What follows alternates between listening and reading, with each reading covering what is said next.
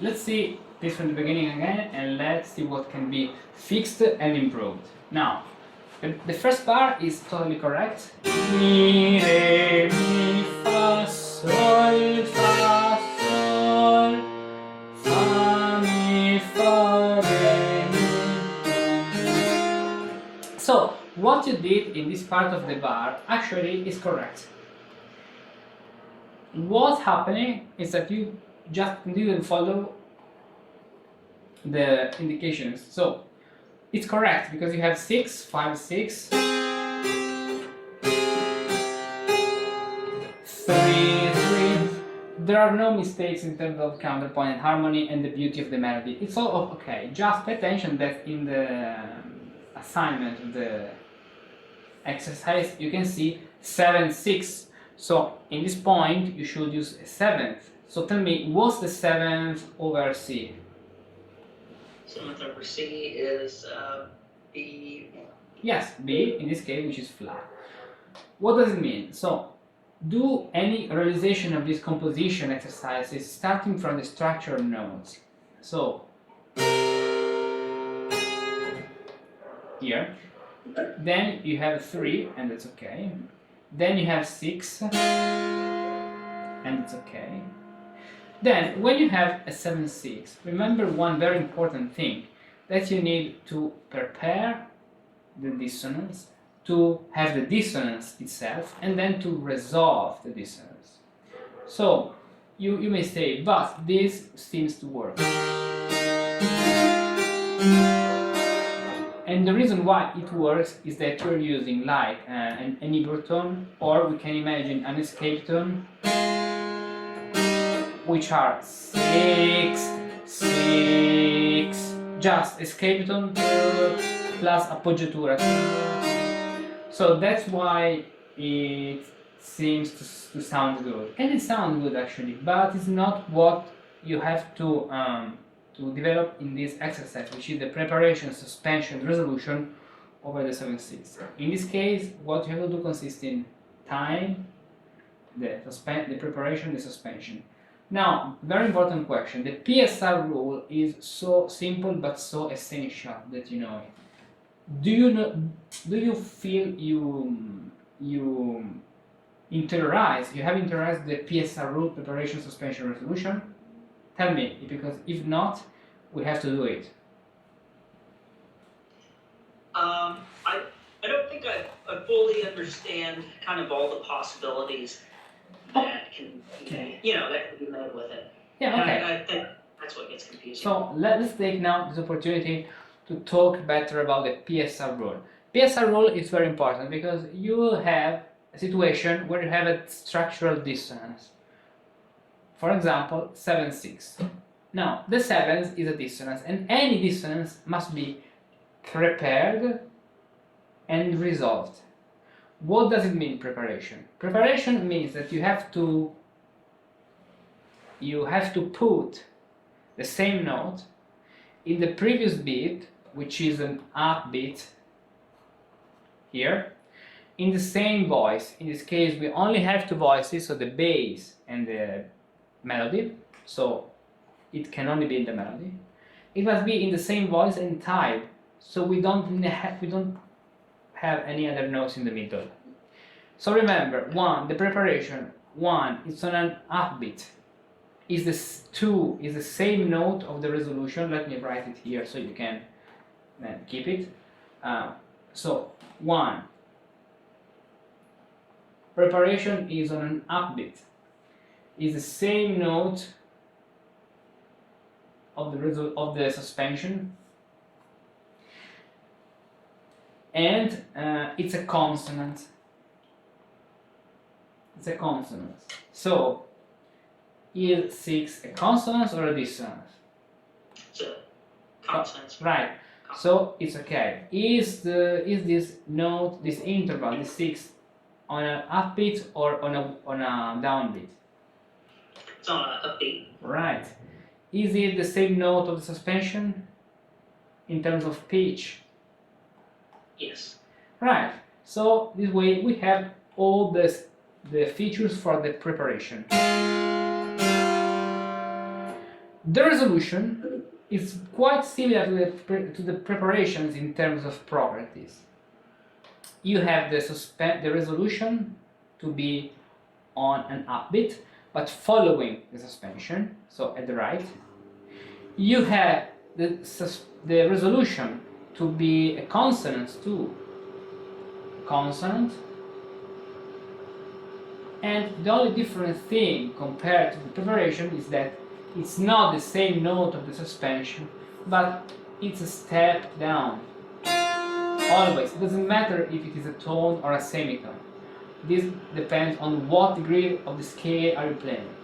But the resolution is always a step down, so one step down, tone or semitone depending on what degree of the scale, which part of the scale you are. Now, the suspension, on the contrary, is on a downbeat, so on a downbeat is a dissonant, and it is the note which is the same note of the preparation, of course, because it's the preparation is the preparation of the suspension itself. The same here. Tell me in this point, what is the preparation, what's the suspension, and what's the resolution? So, you have an octave here. What's this? That would be the preparation. Right. So, it is on a downbeat or on an upbeat? On an upbeat. Very good. So, and is it consonance or dissonance? Consonant. Right. This is the suspension, right? B. Mm-hmm. Is it on a downbeat or on an upbeat? Downbeat. Right. Is it a consonant or a dissonant? Dissonance. Right. Is it the same note of the preparation? Yes. Yes. So this is a good suspension. And then let's talk about the resolution. Is the resolution on an upbeat or on a downbeat? On an upbeat. Okay. Very good. Is it consonant or dissonant? Consonant. Right. And And it has to form a step down. one step low. Yes, a tone in this case. Very good. So this is the structure. Then once you have the structure, you can do anything you want actually. But within the structure, you need solid columns before adding melodies and diminutions. Okay? I like that you want to create these imitations and these things. I really like that. But before doing it, make clear the structure. And what is point? You have correctly put the suspension and the preparation and the suspension, because you have 6 preparation, 7 suspension, but then the resolution is over a 6, not a 3. So you can apply this kind of figure you use, but ta tan tam tan ta in another position, with other notes, the same rhythm with other notes, because you have to land to your resolution. Okay, you correctly prepared your suspension, but you have to correctly resolve it to the 6th.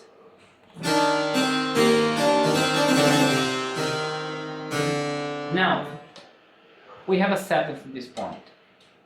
You can't leap to a dissonance, or better, if I play this, it sounds good, and you can say why it sounds good. Because you can also imagine this seventh to be an appoggiatura. So in this case it can be good. But since the exercise is about 7-6 or 7-6 suspension,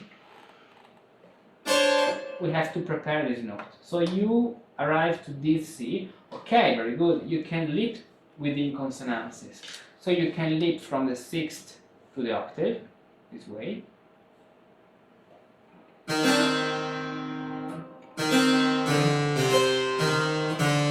In order to prepare the note very easily. Start always with the given numbers. Also here, you can do this, you can move down. Pay attention, you have a suspension here, 7-6. Tell me, what's the note of the suspension? It's a B flat. Right, so you need a preparation. What's the note of the preparation you need to prepare the B flat? The B flat. Right, so since you have a 6 here, you can lift back again to B flat with a 3, and you already have it. You can also, so it's not necessary to tie it in terms of the piece you wrote. You can also repeat it, okay? In any case, it must be the same note. You have to hear the same note in succession. You can also do. It's not necessary to literally tie it, but it must be in the same place. And that's good. Just think about variety instead of. Or it's something you want to enhance in your composition. Otherwise, don't do 2 times the same thing. You can do. This is not a mistake, just something to improve. Because sometimes it's not a matter of wrong and correct. Sometimes it's a matter of what sounds good and what sounds better.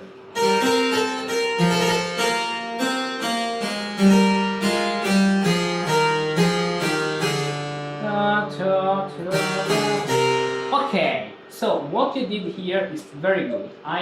What I imagined, it was just a trio, because 8, 3, 5 are the same note.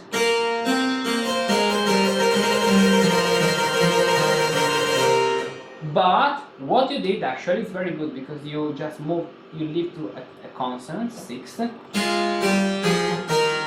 and then you continue with contrary motion to the 5th. Very nice. I really like this passage. Very good. Well done. And also this one is good. You have 5, 3, 3, then 5, but on the very last beat, it doesn't matter if it's a diminished 5th. What is not good is that you have this 7th, which is not prepared. So, and we have another problem here. You didn't put the 7th. So if we have the 7th here, now tell me what's the 7th over B flat? Over B flat is going to be A. Very good, A. So you need A here on the down. Then tell me what's the 6th over C? C over C is going to be also A. Right. And tell me what's the 6th over B flat? So B flat is G. Good. And you have G then, actually. And tell me what's the 7th over A flat? For A flat is going to be G. Yes. Good. So GG is okay. Now, we need to prepare this note, because we have suspension and resolution. So we need the preparation in the previous bar. So this, instead of 5, in order to prepare the note dissonance, which is on B flat, what note do you need to prepare the B flat? We need to move that up a step to B flat. Right, very good. So if you move to B flat, you prepare this way the 5th, the 7th. So you have 6 now, not anymore 5 but 6. Very good. And now let's play the structure of this bar.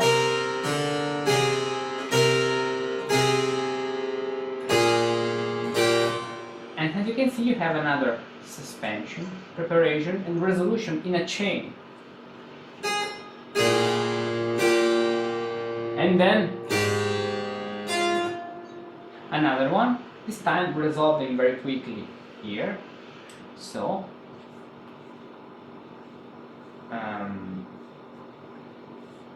PSR, and another one which is preparation, suspension, resolution. Preparation, suspension, resolution, preparation, suspension, resolution, preparation, suspension, resolution. And what happens in the middle, in the bass, they are just diminutions, neighbor tones. Yeah, I guess we could consider it like an error, that there was a note on G leading to the suspension, but then as we got to bar 9, and kind of right before bar 8, 9, and 10, when they started overlapping, it looks like we can add, another note before the suspension. And how does that work? What do you mean adding one other note before the suspension? So on bar 9, the 6, first 6 underlined in green, how we can have, I don't know what that is, how we can have, so it goes from the A down to the F, and then back to A. But then at the start. Okay. Yeah, I didn't be clear before. No. You don't need this note, and you don't need this note. Okay. No. You can't play them. Of course. Or if you want to play them on the very, very, very, very last, you need to move there. For example.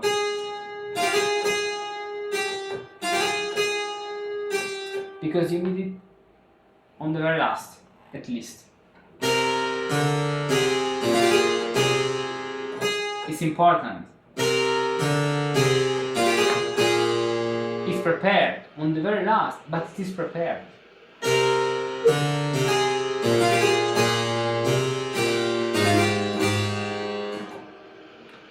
That's very important. You can have some other notes, but on the very, very, very, very last, in Baroque style, okay, it's not valid in Renaissance style, but in Baroque style, you need that note to prepare the suspension. So you can put notes in the middle only if you, on the very last, have the same note of the suspension. Okay, got it. And I want to ask, can I have a recording of this if you're recording? Mm-hmm. Yeah. Because that's a lot of really useful information that I just don't. Yeah. This combination of PSR and the 6/7.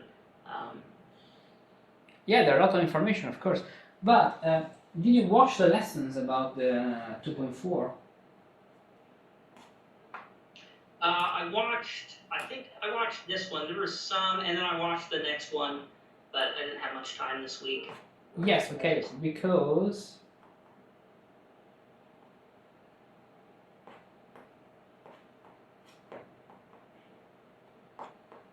here it's explained very well with all the examples, and also the example of a chain. Yeah, there was one I was working on. There's one of your videos I watched for this chain. Yeah, rewatch again these and the musical examples, because they are very important for this exercise. So let me see this passage from no, as you can see here in this example, Stanley keeps the suspension and the resolution very long, doesn't play mid diminution in the middle.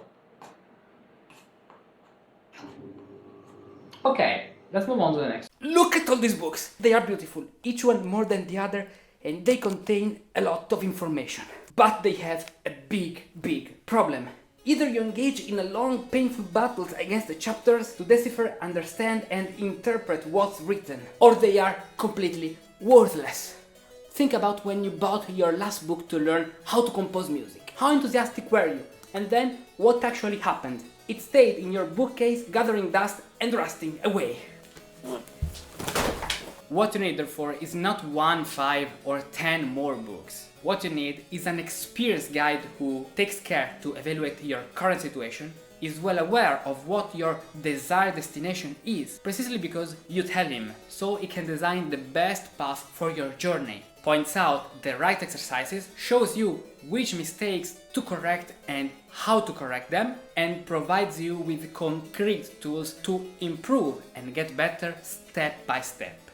In recent years, since I have been here on the web, I have had the pleasure of guiding by hand many people like you to learn how to compose music, to grasp the musical techniques, discover the secrets of musical composition, and then achieve concrete results. Because in the end, that's what matters, that everything you learn becomes a seed that grows your skills, and little by little you become able to compose music. And so you are happy, and happy are the people with whom you share this passion, music.